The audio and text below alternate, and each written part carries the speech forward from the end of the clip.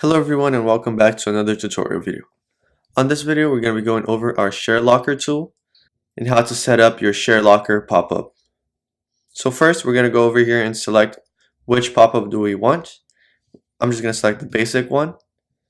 Over here is where you can put your title. I'm just going to put tutorial, and you have to link the page that you want people to like or share for them to access your website. So I'm just going to go grab the link for that page. I'm going to paste it over here too, and you can also choose if you want them just to like the page or share it. Like, I can turn this off and they'll just have to share it to gain access to my website. I'm just going to put both so you guys can have an idea of it. Over here is where you can put an image to it. I can edit the image on the pop-up and the image that they need to share. Once we do it, we're going to click on generate and save, and this code is going to appear. We need to copy this code so we can put it on the website that we want. So I'm going to copy it and go to our editor. And once we're in the editor, we're going to go over here on layouts. We're going to select the layout that we want and go to the home page. Click on configure. Go all the way down to page scripts and paste our pop-up script.